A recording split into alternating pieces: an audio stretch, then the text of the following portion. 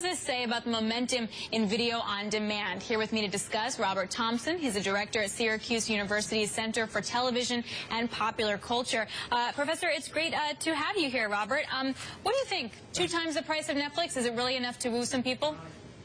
Well, as long as HBO keeps delivering stuff like Game of Thrones, which is like the millennials' dream come true program, all I have to do is mention those 3 words, Game of Thrones, to my students, and I can get a pretty powerful response. It's interesting how Netflix started playing by HBO rules by delivering these really fancy, high pedigree programs like Orange is the New Black and House of Cards, but they did it directly to the internet. Now HBO is taking a page from Netflix, where they're finally now making it possible to get these programs without being tied to a big cable package. And a lot of the people who like HBO programs don't want this, cable package like mom and dad have.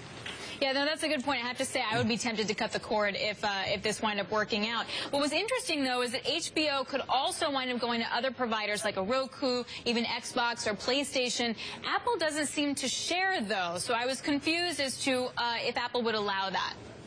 Well, we'll have to see. I mean, HBO is already available with HBO Go, as long as you've got a cable package. So we haven't heard all of the details. Matter of fact, I think even that $15 price tag is speculative at this point. So I don't know how that's all going to happen. But I think one thing we can be sure of. Once upon a time, to watch TV, you needed to have stations all across the country with big towers that broadcast over the air. Then you could do it with cable companies that put cable into everybody's house. It's going to get to be the fact very soon that most people are not going to want to bother with stations and cable operators when it's perfectly possible to deliver all this content directly to people's portable devices. And I think we see that revolution happening now, and we've been predicting it for years. Yeah, and we're seeing it with NBC, CBS, you name it. All right, I want to shift gears here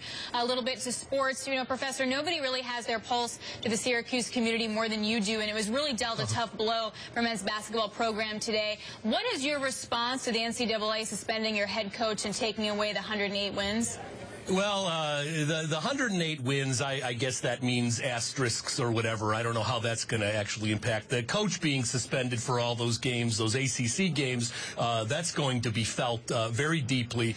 And, in a city like this is a Rust Belt city. We've been losing all kinds of manufacturing and jobs for a long time. Syracuse basketball is one of the souls of this city. But the good news is this year we're all mourning the fact that we're not doing any postseason play. At least for all of the harsh punishments that seem to come down today, it's still possible that we can play in the postseason next year, which would be better than what we're able to do this year.